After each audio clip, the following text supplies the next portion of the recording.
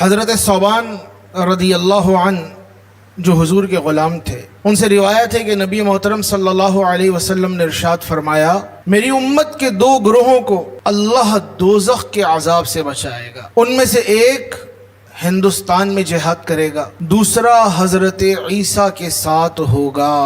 تو یہ موضوع جو ہندوستان میں جہاد کرنے کے حوالے سے حدیث طیبہ میں آیا، اگر ہم کتب حدیث کا تتبع کریں، کتب حدیث کا مطالعہ کریں، تو تاریخ اسلام میں بڑے بڑے اکابر محدثین گزرے ہیں، اور ہمارے ہاں ایسے افراد بھی ہیں جہاں غلبہ اسلام کی بات آتی ہے تو ان کے پیٹ میں درد اٹھنے لگتا ہے، جہاں مسلمانوں کے اندر غیرت ایمانی پیدا کرنے والے معاملات کی بات آتی ہے تو یہ افراد کہ جو اپنے آپ کو بظاہر کلمہ گو کہتے ہیں لیکن ان کے دل میں تنفر دین موجود ہے، بغاوت دین موجود ہے، اور ان کے دل کے اندر بزدلی موجود ہے، تو وہ اس طرح کی روایات، احادیث اور معاملات کا انکار کر دیتے ہیں۔ اور کتنے اس طرح کے آزاد خیال، آزاد منش اور لبرل سوچ رکھنے والے ہیں کہ جنہوں نے اس طرح کے معاملات کا انکار کر دیا اور روایات کے اندر انہوں نے اپنی طرف سے چیزوں کو داخل کرنے کے بعد یہ ثابت کیا کہ ایسا کچھ بھی نہیں ہونے والا۔ لیکن اگر اس سلسلے کے اندر ہم محدثین کی کتب کا تتبع کریں اور مورخین بالخصوص ان کے حوالے سے ہم معاملات کو دیکھیں تو اس سلسلے کے اندر محدثین میں وہ نام جو سرخیل کہلاتے ہیں اور جن کی کتاب صحیح بخاری جس پر امت کا اجماع ہے، اس کی صحت کے بارے میں یہ کہا جاتا ہے کہ قرآن کے بعد مسلمانوں کے پاس سب سے صحیح ترین کتاب وہ بخاری ہے، تو یہی بخاری ہیں جن کے استاد امام نعیم بن حماد کتاب الفتن، اس میں غزوہ ہند کے متعلق حدیثیں لے کر آتے ہیں، اور مکمل ایک باب باندھا انہوں نے اپنی کتاب کے اندر امام بخاری کے استاد نے کتاب الفتن میں، اور انہوں نے احادیث درج کی۔ امام احمد نے اپنی مسند کے اندر باب باندھ کر اس میں حدیث کو درج کیا، اور خود امام بخاری علیہ رحمہ غزوہ ہند سے متعلق حدیثیں لے کر آئے ہیں کہ ہند کے اندر ایک عظیم مارکہ ہونے والا ہے، ہند کے اندر ایک عظیم لشکر کشی ہونے والی ہے، ہند کے اندر ایک عظیم جنگ کی آگ لگنے والی ہے کہ جس میں مسلمانوں کو خدا غلبہ عطا فرمائے گا، اور آپ نے تاریخ کبیر کے اندر ان روایات کو درج کیا۔ امام بہقی کو اٹھائیں تو آپ نے سنن کبریٰ میں دلائل النبوہ کے اندر ان احادیث کو جمع کیا، حاکم نے مستدرک کے اندر یہ حدیثیں درج کی، امام طبرانی کو دیکھیں تو انہوں نے اپنی معجم الاوسط کے اندر یہ حدیثیں درج فرمائی، امام سیوطی نے جمع الجوامع کے اندر اس طرح کی احادیث اور اس موضوع کی احادیث کو درج کیا، امام نووی نے فیض القدیر کے اندر اس موضوع کی حدیث کو درج کیا، امام ذہبی نے تاریخ الاسلام کے اندر اس کو درج کیا، امام بغدادی نے تاریخ کبیر کے اندر اس کو درج کیا، ابن کثیر نے البدایہ والنہایہ کے اندر اس کو درج کیا، اور امام نسائی نے اپنی کتاب کے اندر پورا باب باندھا غزوہ ہند کے متعلق۔ اور وہ باب کیا ہے اور وہ حدیثیں کیا ہیں کہ ان قریب ایک جنگ ہوگی۔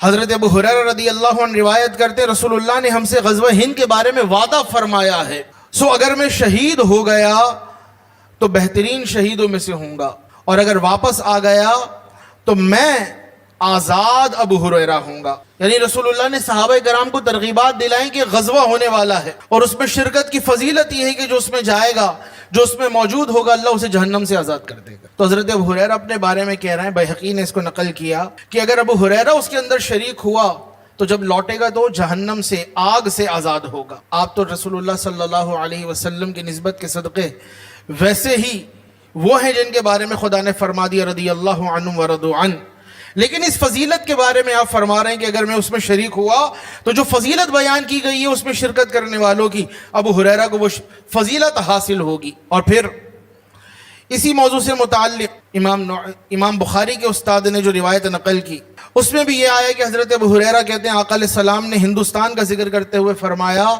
یقیناً تمہارا ایک لشکر ہندوستان سے جنگ کرے گا، اللہ ان مجاہدین کو فتح دے گا۔ رسول اللہ نے جنگ کی بھی خبر دے دی اور اس جنگ میں ہونے والی فتح کی بھی بشارت دے دی، اور مزید فرمایا حتیٰ کہ وہ حکمرانوں کو بیڑیوں میں جکڑ کر لائیں گے۔ جو ہندوستان کے اوپر تسلط ہوگا سامراج کا تو ان ہندوؤں کو مسلمان اپنی بیڑیوں میں جکڑیں گے۔ پھر آقا نے فرمایا اللہ ان کی مغفرت فرمائے گا۔ پھر جب وہ واپس لوٹیں گے تو ابن مریم کو شام میں پائیں گے، یہ وہ حدیث ہے امام بخاری کے استاد نے اپنی کتاب میں نقل کی جو اس بات کو درج کر رہی ہے کہ یہ غزوہ کب ہونے والا ہے؟ جب حضرت عیسیٰ علیہ السلام کا نزول ہوگا۔ یہ تیسری عالمی جنگ کا وقت ہوگا دنیا میں، اور اس سلسلے کے اندر آپ علماء تصوف کو پڑھیے، عارفین کو پڑھیے، ان کے کلام کو پڑھیے کہ انہوں نے اس کے بارے میں کس کس طرح کے معاملات بیان فرمائے ہیں۔ ابھی جو دنیا کے حالات ہیں آپ کے سامنے ہیں کہ کس طرح اسرائیل نے اپنی ناجائز ریاست اس کا تسلط قائم کیا ہوا ہے، اور غزہ کے مسلمانوں کو کس طرح خاک و خون میں تڑپایا جا رہا ہے، اور وہ اپنا تھرڈ ٹیمپل ہیکل سلیمانی بنانے کے لیے، مسجد اقصیٰ کو ڈھانے کے لیے تیار بیٹھے ہیں، مسلمانوں کا قبلہ اول اس کو گرا دینے کے لیے تیار بیٹھے ہیں۔ الامان الامان، وہ اپنے مشن میں لگے ہوئے ہیں۔ اور دوسری طرف یہ پاکستان، یہ اللہ کے رازوں میں سے ایک راز ہے بھائیو، یہ کسی نے ہمیں تشت میں رکھ کے نہیں دیا ہے، یہ اللہ کا راز ہے۔ یہی وجہ ہے، پچھلے جمعے بھی ہم نے عرض کیا تھا، پچھلے خطاب میں بھی عرض کیا تھا کہ اس کو جتنا توڑا گیا ہے اور جتنا اس کو لوٹا گیا ہے، اگر وہ امریکہ جیسی ریاست بھی ہوتی تو اب تک اس کے چیتھڑے اڑ چکے ہوتے، لیکن یہ پاکستان آج بھی قائم و دائم ہے۔ کیوں؟ اس کے پیچھے اللہ والوں کا ہاتھ ہے۔ رسول اللہ نے فرمایا مجھے ہند کی طرف سے خوشبو آتی ہے، ہند کی طرف سے مجھے خوشبو آتی ہے، او کما قال النبی صلی اللہ علیہ وسلم۔ آپ اگر غور کریں، بڑے بڑے اکابر اولیاء انہوں نے اپنا وطن چھوڑا، اپنا گھر بار چھوڑا، اور وہ آ کر عرب سے ہندوستان میں بس گئے۔ کبھی غور کیا آپ نے؟ سلطان محمود غزنوی کے بارے میں آتا ہے 10 مرتبہ ہندوستان پہ لشکر کشی کی، لیکن غلبہ نہیں ملتا تھا، اور اس ایک طرف ہندوستان میں خواجہ غریب نواز صاحب رحمۃ اللہ علیہ تھے جو تبلیغ کا کام کر رہے تھے، اور پرتھوی رائے چوہان اس کا یہاں پہ دبدبا تھا، اور اس کو گھمنڈ تھا کہ ہماری فوج اتنی ہے جتنی آسمان کے تاروں کی تعداد ہے۔ ادھر محمود غزنوی صاحب وہ حملہ کرتے، ہر دفعہ شکست فاش ہوتی، لیکن پھر جب وہ کافر اپنی سرکشی میں بڑھا تو یہی معین الدین چشتی اجمیری رحمۃ اللہ علیہ تھے، آپ نے فرمایا کہ پرتھوی راج اگر تو ہماری بات نہیں مانتا تو ہم تجھے پکڑ کر مسلمان فوج کے حوالے کرتے ہیں۔ یہ آپ کا کہنا تھا، آپ کی زبان سے نکلنا تھا۔ اور پھر اس کے بعد جب سلطان محمود غزنوی نے خواب دیکھا کہ آپ کو ایک مرد درویش بلا رہا ہے، اور وہ درویش کہتا ہے کہ آؤ ہندوستان پر حملہ کیوں نہیں کرتے، اور محمود غزنوی کا حال یہ تھا کہ کئی مرتبہ شکست ہو چکی تھی، لیکن پھر دوبارہ لشکر تیار کیا، اور بالآخر مسلمان اس ریاست پر، ہندوستان پر پھر اسلامی پرچم لہرایا۔ اور وہ ہندو جنہیں یہ گھمنڈ تھا کہ ہماری فوج تو ستاروں کے برابر ہے، وہ فوج سب کی سب غارت ہو گئی، وہ خاک میں مل گئی۔ یہ اللہ والوں کی روحانی مدد تھی کہ ان تمام کی طاقت ڈھیر ہو گئی۔ اب آپ غور کریں، پاکستان اور ہندوستان کی جنگ چل رہی ہے، ابھی جو حالات ہیں مئی 2025 کے اندر، پاکستان یہ بھی نیوکلیئر پاور ہے، ہندوستان بھی کیا ہے؟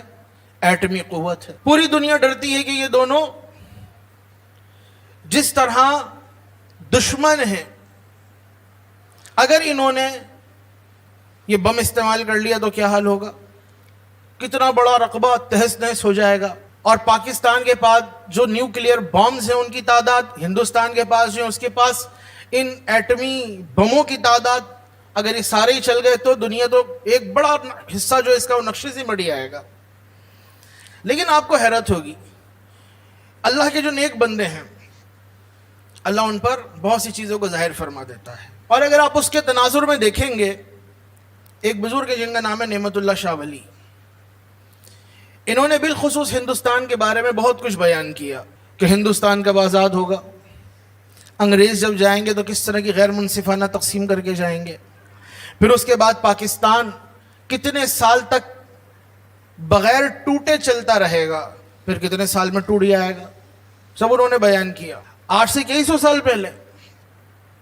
اور پھر ہندوستان میں کس طرح ہندوتوا پارٹی اس کا غلبہ ہوگا اور مسلمانوں کو گاجر مولی کی طرح کاٹا جائے گا، اور پھر हिंदुस्तानियों के साथ अहले पाकिस्तान इनकी जंग होगी। आप अगर आज की जंग के बारे में सोचते हैं, हमारे पास अल्हम्दुलिल्लाह टेक्नोलॉजी, न्यूक्लियर पावर, इसी तरह हमारे पास शाहीन अब्दाली, दर्रार टैंक मौजूद है ना, और मिसाइल मौजूद है। मिसाइल सिस्टम भी है, दिफाई सिस्टम भी है। लेकिन सन 65 की जंग के अंदर आप जो लोग मौजूद थे, आज आप यहां से जंग करते हैं, बड़े बड़े हिंदू साधु, अगर आप बात करते हैं काली दुनिया की और महाकाल दुनिया की, तो बड़े बड़े हिंदू साधु और पंडित वो बैठे हुए हैं आघोर लेकर, और वो बैठे हुए तपस्याओं के अंदर, और वो नागी बाबा जो 10 साल के बाद निकल कर आते कुंभ के मेले के अंदर, वो अपनी तपस्याओं और उनके पास जो काली ताकतें हैं वो पाकिस्तान के ऊपर इस्तेमाल कर रहे हैं बैठकर। किसके ऊपर? जंगे मिसाइलों से भी लड़ी जाती हैं, लेकिन हकीकी जंग वो अल्लाह वालों की मैयत में ही होती है। बड़े राज की बात अर्ज कर रहा हूं आज। जंगे किससे जीती जाती हैं? अल्लाह वालों की मैयत में जीती जाती हैं। सन 65 हो, उसके बाद 75 हो, पाकिस्तान की जो दिफाई पोजीशन है, पाकिस्तान ने अटैक नहीं किया। इस्लाम भी हमें मना करता है लश्कर कशी करने से। हाँ, दिफा करो अपना, हम क्यों किसी पे हमला आवर हूं, दिफा करना है हमने। तो पाकिस्तान जब भी आया है मैदान में अपने दिफा के लिए आया है, जवाब देने के लिए आया। लेकिन जिस फौज से टकराया, जिस ताकत से टकराया, वो हमसे 4 गुना ज्यादा थी।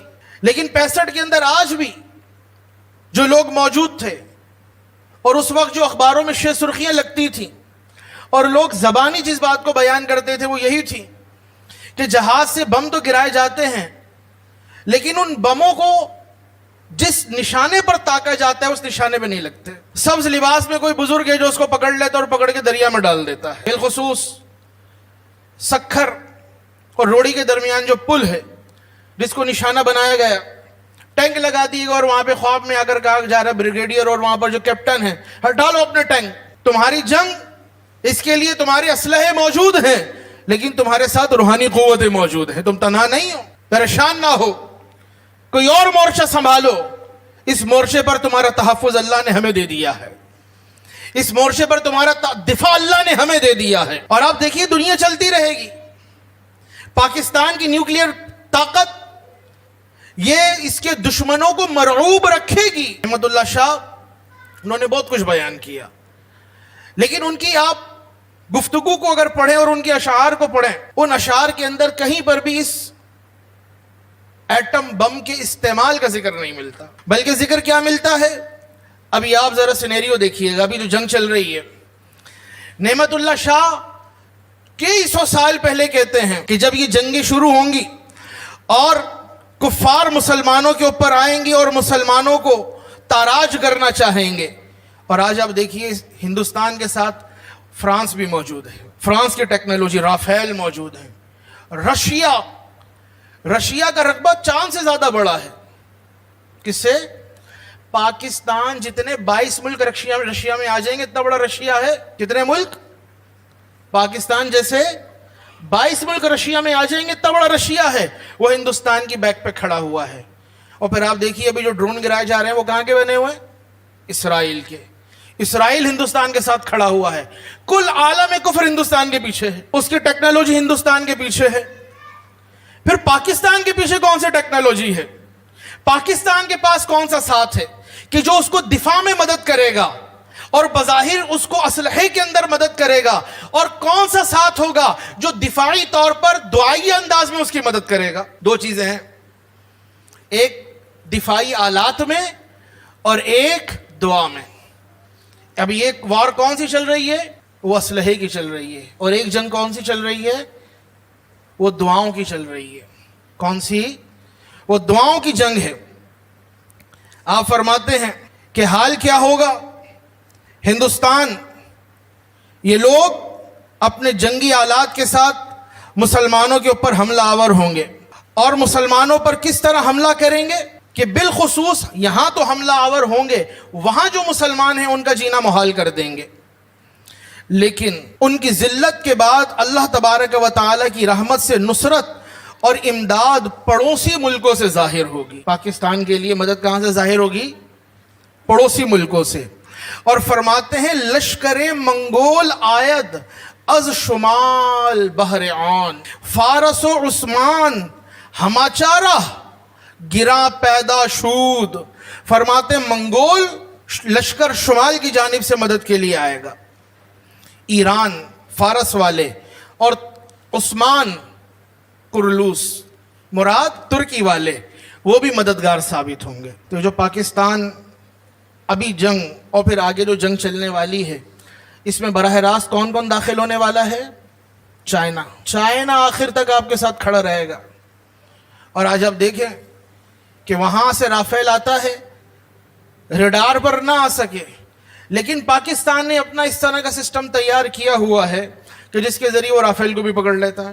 اور دنیا میں پہلی دفعہ ایسا ہوا کہ اس جہاز کو مار کے گرایا گیا، اور آپ نسبت بھی دیکھیں 5 ٹن پاک کی نسبت سے پورے 5 گرائے گئے ہیں۔ کتنے؟ 5 جہاز مار کے گرائے گئے ہیں۔ اب یہاں پر بہت سے لوگ ہیں جو شور شرابہ کر رہے ہیں 5 ہی کیوں گرائے، 10 گرا دیتے، 20 گرا دیتے۔ ابے بھائی آپ کو کیا پتا جنگ کیسے لڑی جاتی ہے؟ آپ روزانہ زوجہ سے مار کھاتے ہو، اس کی 2 باتوں کا جواب نہیں دے پاتے۔ عورتوں سے تم لڑائی میں نہیں جیت پا رہے ہو، تم کافر سے لڑائی میں جیتو گے، اور پھر تبصرہ کرنے کے لیے آگے بیٹھے ہوئے ہوتے ہیں، یہ کر دیا وہ کر دیا۔ باتیں کرنا بہت آسان ہے، اگلے مورچوں پر جا کر کہ جہاں پر ہر وقت یہ کھٹکا اور خطرہ ہو کہ اب گولی آئی، کہ اب راکٹ آیا، کہ اب بم آیا، وہاں پر سینہ تان کر شیر کی طرح بیٹھے رہنا اور پہرا دینا، یہ کچھ اور بات ہے۔ یہ وہ مائیں جنہوں نے اپنے سپوت تیار کیے، اور وہ نوجوان جن پر پاکستانی قوم کو فخر ہے، مائیں بہنیں بیٹیاں آج بھی ان کے لیے دعائیں کرتی ہیں کہ جب تک یہ ویر وہاں پر موجود ہیں تو کوئی تیر ہماری طرف متوجہ نہیں ہو سکتا۔ کیوں؟ خدا نے انہیں وہ جرأت عطا فرمائی ہے، خدا نے انہیں وہ غیرت عطا فرمائی ہے۔ وہ کہتے ہیں تم سکھ کی نیند سو، تم چین کی نیند میں لو، لیکن ہم تمہارے لیے راتوں کو جاگ کر وہاں پر پہرے داری کریں گے۔ آپ کو کسی سے اختلاف ہوتا ہے، ہو، آپ کو کسی کے مزوں سے معاملات ہوتے ہوں، لیکن اصل جنگ یہ تو ایمان سے لڑی جاتی ہے۔ یہ تو وہ جوان ہیں جو صف اول کے اندر کھڑے ہوئے ہیں، اور ہم تو کسی صف میں بھی نظر نہ آئے، اور پھر معترض ہوں کہ یوں کیوں ہو گیا اور وہ کیوں ہو گیا۔ نہ نہ نہ نہ، ابھی تو بہت کچھ ہونے والا ہے۔ یہ پاکستان، ہم نے عرض کیا، اللہ کے رازوں میں سے راز ہے، یہ مخلصین ہیں۔ اور آپ یہ دیکھو کہ وہ جس اسٹریٹجی کے ساتھ آپ پہ حملہ کرتے ہیں، یہاں لڑا نہیں جاتا، بظاہر ان پر بم نہیں پھینکے جا رہے، لیکن ان کی ہر حکمت عملی کو ناکام بنایا جا رہا ہے۔ آپ کا دشمن کی حرکت پر مطلع ہونا اور دشمن کے وار کا جواب وار سے پہلے اس کی تدبیر کو الٹ کر دے دینا، یہ ہے جنگ کے اندر اصل کامیابی۔ اگر بموں سے جنگ جیتی جاتی تو بم تو بہت سو کے پاس ہیں، اصل ہے اس کی حکمت کو ناکام کر دینا، اصل ہے اس کی چال کو تبدیل کر دینا۔ تو ان قریب یہ ساری فوجیں اور یہ سارے ممالک یہ مسلمانوں کے ساتھ کھڑے ہونے والے ہیں، اور پھر ان قریب وہ جنگ ہونے والی ہے جس کا ہم نے آپ کو حدیث شریف سے ذکر کیا۔ رسول اللہ نے فرمایا کہ جو ہند کا غزوہ ہے، جو اس میں شریک ہوگا اور لوٹے گا تو اللہ اسے جہنم سے آزاد کر دے گا۔ اور پھر ان قریب جو فتح ہونے والی ہے اور فتح مبین ہونے والی ہے، اس فتح مبین سے پہلے حالات بڑے خراب ہوں گے۔ اور حالات کتنے خراب ہوں گے اور کہاں تک حالات خراب ہوں گے اور کہاں تک یہ جنگ پھیلے گی؟ نعمت اللہ نے فرمایا رحمت اللہ علیہ، آپ نے کہا چترال، ناگا پربت، باسین، ملک گلگت، یہ بہت پہلے دنیا سے چلے گئے، لیکن گلگت کے لیے کیا استعمال کر رہے ہیں؟ ملک گلگت۔ چترال، ناگا پربت، چین اور اس کے ساتھ گلگت کا علاقہ۔ فرماتے ہیں پس ملک ہائے تبت گیر نار جنگ آنا۔ آپ کہتے ہیں تبت تک کا علاقہ یہ سب میدان جنگ بننے والا ہے، چترال میں، گلگت میں، سب جگہ یہ جنگ پھیلنے والی ہے۔ اور پھر فرماتے ہیں ترکی، چین، ایران، یہ سب باہم یکجا ہوں گے اور یہ سب تمام ہندوستان کو غازیانہ طور پر فتح کریں گے۔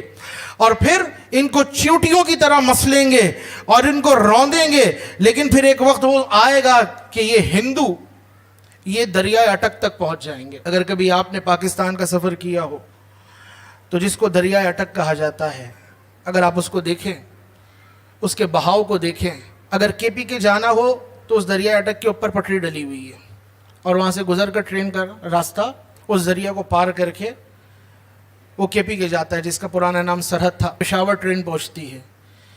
वो जो दरियाए अटक है, हिंदू फौज यहाँ तक पहुँचेगी और इस दरियाए अटक का जो पानी है, निमतुल्लाह कहते हैं 3 मरतबा ये दरियाए अटक काफिरों के खून से भर के चलेगा। इतने काफिर यहाँ तक पहुँच जाएंगे। अब ये कहाँ से पहुँचेंगे? या तो ये केपीके के रास्ते पहुँचेंगे या फिर ये लाहौर के रास्ते आएंगे। कहाँ से?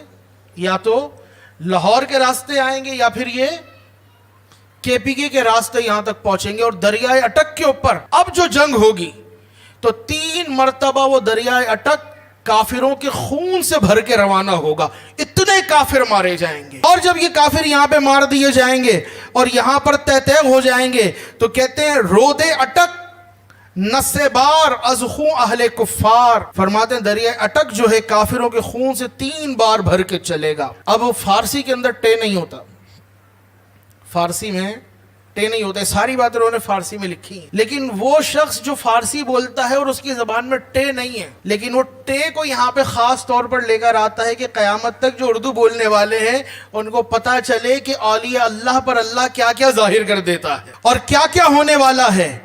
और फिर आगे फरमाया पंजाब, लाहौर, कश्मीर, फरमाते इन सब की मदद होगी और दरियाए गंगा, जमुना, बंजूर, इन तमाम शहरों पर मुसलमानों का कब्जा होगा और मशरकी पंजाब के अलावा यूपी का पूरा इलाका भी मुसलमान फतह कर लेंगे और उनको इसकी खुशखबरी मिल जाएगी। अटक से मारते मारते पहुंचेंगे और वो यूपी पहुंच जाएंगे। और ये वक्त होगा कि जब हिंदू राजे महाराजे और ये हिंदुत्व पार्टी के सरकर्दा रहनुमा ये अपनी जानें बचाने के लिए अपने आकाओं की तरफ देख रहे होंगे, लेकिन ना उस वक्त इनके साथ बांग्लादेश खड़ा होगा, ना इनके साथ बर्मा खड़ा होगा, ना मालदीव खड़ा होगा, ना भूटान खड़ा होगा, ना श्रीलंका खड़ा होगा, बल्कि सब तरफ से इन हिंदुओं पे यलगार हो रही होगी। और फिर इस्लामी लश्कर हिंदुस्तान के अंदर दाखिल होगा, बंबई को फतह करेगा, दिल्ली को फतह करेगा, महाराष्ट्र को फतह करेगा और आगे बढ़कर यूपी को फतह करेगा। और जब इस्लामी परचम लहराएंगे तो इन हिंदू राजाओं को और इन हिंदू पार्टी के नेताओं को ये अपनी जंजीरों के अंदर जकड़ेंगे। और जब जंजीरों के अंदर जकड़ेंगे और नारे तकबीर की सदा बुलंद होगी, फिर यहां से ये सारे निकलेंगे, जिसके पीछे काबुल का लश्कर भी होगा, जिसके पीछे ईरान का लश्कर भी होगा, जिसके पीछे तुर्की का लश्कर भी होगा, और ये सारे यहां से निकल के शाम पहुंचेंगे और वहां पे हजरत ईसा की मईयत में दज्जाल के साथ लड़ाई होगी। ये होने वाला है। कौन इनकार करेगा इसका? कौन मना कर सकता है? तो इस्लाम तो गैरत सिखाता है और इस्लाम और अहले इस्लाम अपने दिफा के लिए अपने तन मन धन की बाजी लगा देते हैं। लेकिन एक तबका वो है जो मायूसी की बातें करता है। और इस तमाम सिनेरियो में मैंने आपको जो अर्ज किया, एक चीज आपने गौर करना है, वो क्या है? रसूलुल्लाह बशारत दे रहे हैं हिंदुस्तान के अंदर लड़ाई होने वाली है और जो उसमें शिरकत करेगा और लौटेगा, अल्लाह उसे जहन्नम से आजाद कर देगा। वो जहन्नम से आजाद होकर लौटेगा। इमाम निसाई ने पूरा बाब बांधा अपनी सही के अंदर, अपनी सुनन के अंदर, ग़ज़वा हिंद के नाम से। बैहक़ी ने हदीसें जमा की ग़ज़वा हिंद के नाम से, ग़ज़वा हिंद के मौजू पर कि लोगों अनकरीब वो ग़ज़वा होने वाला है। लेकिन इस तमाम सिनेरियो के अंदर कहीं एटम बम नहीं चल रहा, ताकत है, चल नहीं रहा। अब आप सोचेंगे क्यों नहीं चल रहा? आपको हैरानी होगी। अगर आप महाकाल दुनिया की चालों को पढ़ें तो अभी इसी साल कुंभ का मेला हुआ ना, और हिंदू बड़े बड़े नागरिक बाबा निकल के आए जो बड़ी शैतानी कुव्वतें और ताकतें रखने का इकरार करते हैं। आपको पता है वो बमों के ऊपर भी फूके मारते हैं। किस पर? किस पर? वो बमों पे भी फूके मार रहे हैं, लेकिन इनकी सारी फूके फूक में तब्दील हो जाएंगी। वो क्या समझते हैं? ये पाकिस्तान ये अल्लाह का राज है और इसके पीछे अल्लाह वालों का हाथ है। बड़े बड़े औलिया अपने वतन छोड़कर वो हिंदुस्तान के अंदर आए, गैर मुनक़सिम के अंदर। दाता साहब अली हुजवेरी लाहौर में पैदा नहीं हुए थे, ख्वाजा मोइनुद्दीन चिश्ती वो अजमेर में पैदा नहीं हुए थे, बाउल हक वो मुल्तान में पैदा नहीं हुए थे, हज़रत फरीद वो पाकपतन में पैदा नहीं हुए थे। ये इस्लाम की दावत देकर लाए थे और लोगों को तैयार करने के लिए ये दो ग़ज़वे हैं, ये इंतहा हैं। पहली इंतहा क्या थी? वो ग़ज़वा बदर थी। पहली इब्तिदा क्या थी? वो ग़ज़वा बदर थी जिसके लिए बशारतें आईं। और अब इंतहा देखिए आखिरी, वो क्या होने वाली है? ग़ज़वा हिंद से होने वाली है। ये जो ग़ज़वा होगा फिर जाके हज़रत ईसा से मुलाकात होगी लश्करियों की, और फिर ये तीसरी आलमी जंग होगी जिसके अंदर सारे मुल्क कूद पड़ेंगे। और फिर जब हज़रत ईसा का नुज़ूल हो जाएगा तो फिर दुनिया में हर तरफ इस्लाम ही इस्लाम हो। सहाबा तमन्ना करते थे, हज़रत अबू हुरैरा कहते थे या रसूल अल्लाह जब वो जंग हो और मेरे पास माल हो, हत्ता कि जो मुझे वरासत से मिला हो, सहाबा को बताया करते थे मैं अपना माल भी लगा दूंगा, माल वरासत भी लगा दूंगा, जिस तरह होगा उस ग़ज़वा हिंद में शरीक होगा, क्योंकि जो उसमें शरीक होगा अल्लाह उसे जहन्नम से आज़ाद करे, वो अल्लाह का प्यारा होगा। एक इब्तिदाई ग़ज़वा था जो ग़ज़वा बदर था, और एक इंतहाई ग़ज़वा है जो ग़ज़वा हिंद कहलाएगा। तो ये जो कुछ हो रहा है ये उसकी बुनियाद ही है, कि जो कुछ हो रहा है ये उसकी इब्तिदा ही है, और दुनिया अपने इख्तिताम की तरफ, मंतिकी अंजाम की तरफ बढ़ती चली जा रही है। लिहाजा मेरे भाइयों, अफवाहों पे कान न धरें। आपकी पाक फौज, आपकी पाक फ़ज़ाइया, आपकी पाक बहरिया जो हमारे दिफा के अंदर अपनी जानों की बाजी लगा रहे हैं, खुदारा उन्हें अपनी दुआओं के अंदर याद रखिए। और हमारा नारा यही होना चाहिए, नस्रुम मिनल्लाहि व फतहुन करीब। और ये कमाल बात है, जब पाकिस्तान पे मुश्किल वक्त पड़ा है अल्लाह की मदद भी आई है और अल्लाह ने इन्हें फतह भी अता फरमाई है। नीयत साफ हो मंजिल आसान है। 4 गुना बड़ी फौज से लड़ते हैं, आज पूरा कुफ्र पीछे खड़ा हुआ है, लेकिन पाकिस्तान आंख में आग डाल के खड़ा हुआ है। तुमने अपने हमले कर लिए, लेकिन हमारे हमलों का भी इंतजार करो। ये आप है रोजाना रात को मिज़ा करके सोते हैं, आज रात हमला होगा या नहीं, मलीर में आ गया, औरंगी में आएगा कि नहीं। लेकिन हिंदुओं से पूछो कि उनकी रातें, वो जो सुबह पेशाब पीते हैं गाय का, रात में उनके पेशाब शलवारों में निकल रहे होते हैं। आज रात ऐसा ना हो पाकिस्तान हमला कर दे तो हमारा क्या होगा। उन बेगैरतों को क्या पता ताकत क्या है, उन्हें क्या पता जोश ईमानी क्या है, उन्हें क्या पता कुव्वत ईमानी क्या है। अरे वो सुल्तान महमूद गज़नवी जो आखिरी मर्तबा हिंदुस्तान पर नारे तकबीर की यलगार के साथ अपनी फौज लेकर हिंदुस्तान पर लश्कर कशी के लिए आए, और आपने हिंदू राजाओं को ललकारा। मौर्रिखीन ने लिखा गज़नवी महमूद गज़नवी के लश्कर के घोड़ों की टापों के सुमों से निकलने वाली आवाजों के रौब की वजह से हिंदू औरतों के हमल जाया हो गए, हिंदू अपनी बस्तियां छोड़ के चले गए। ये कौन आ रहा है? ये मुजाहिदीन इस्लाम का लश्कर आ रहा है। तो जब आपका JF-16 थंडर उड़ता है तो इसकी गूंज हमें पता नहीं चलती, लेकिन उन हिंदुओं से पूछो उनके सीनों के ऊपर किस तरह ये गूंज मूंग डलती है और वो खौफजदा हो जाते हैं, और अखंड भारत का उनका ख्वाब वो मलिया मेट हो जाता है। ये वतन की मोहब्बत ये बड़ी कमाल चीज है।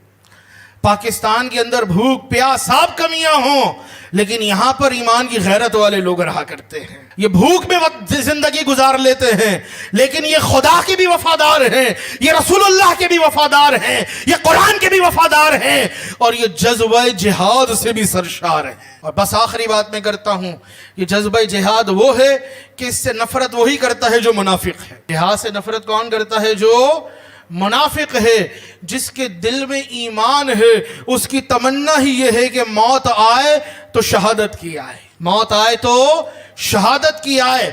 मोमिन तमन्ना ही जिहाद की करता है, क्यों ना करे।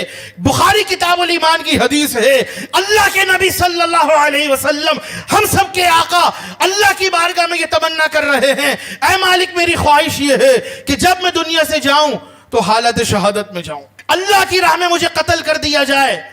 और हुजूर फरमाते मेरी ख्वाहिश ये है मैं फिर जिंदा किया जाऊं, फिर कत्ल कर दिया जाऊं, फिर शहीद किया जाऊं, फिर जिंदा कर दिया जाऊं।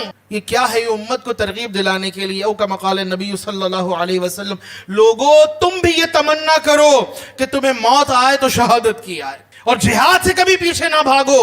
तुम्हें पहला इनाम ये मिलेगा कि अगर तुम खुदा की राह में शहीद होगे روح جسم سے بعد میں نکلے گی، اللہ کا دیدار پہلے ہو جائے گا۔